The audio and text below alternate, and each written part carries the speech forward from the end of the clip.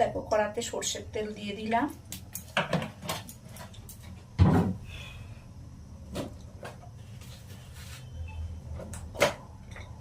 আর দিলাম কালো জিরে ফোড়ন। আর এই দেখো ট্যাংরা মাছটা কিন্তু আমি ভেজে তুলে রেখে দিয়েছি, এই ট্যাংরা মাছের ঝাল বানাবো। তো দেখো এই যে কাঁচা লঙ্কা চিড়ে রেখে দিয়েছি, একটা বড় লঙ্কা, এটা কিন্তু খুব ঝাল কাঁচা লঙ্কা। কালো জিরের মধ্যে সর্ষের তেল, কালো জিরে আর এই কাঁচা লঙ্কাটা ফোড়ন দিয়ে দিলাম। আর এইদিকে এই যে সাদা সর্ষে আর কাঁচা লঙ্কাটা আর একটু সামান্য অল্প একটু পোস্ত দিয়েছি, দিয়ে পেস্ট করে আমি রেখে দিয়েছি বাটাটা, এটা আমি দেবো। আর একটু টমেটো পেস্ট।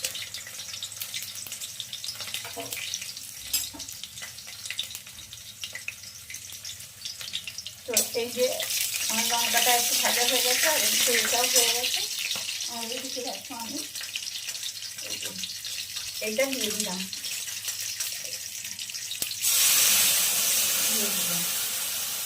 বাটাটা দিয়ে দিলাম।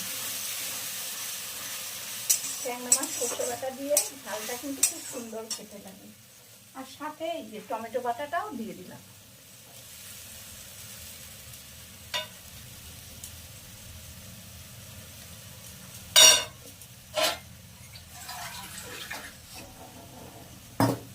আর একটু ভালো করে নাড়িয়ে নিই।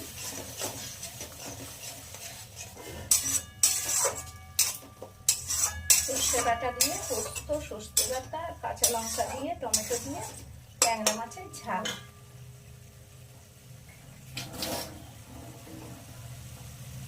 এবারে আমি একটু হলুদ দিয়ে দেব,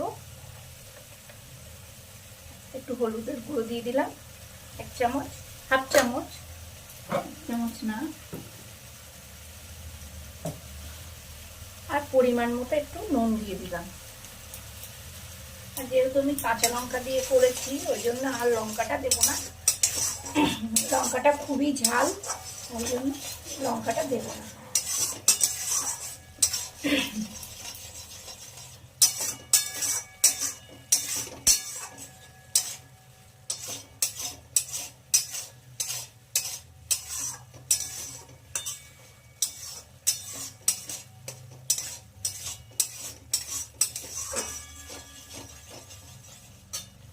এবার আমি একটু জল দিয়ে দেবো। মশলাটা আমার বেশ ভালো মতো কষিয়ে নিয়েছি,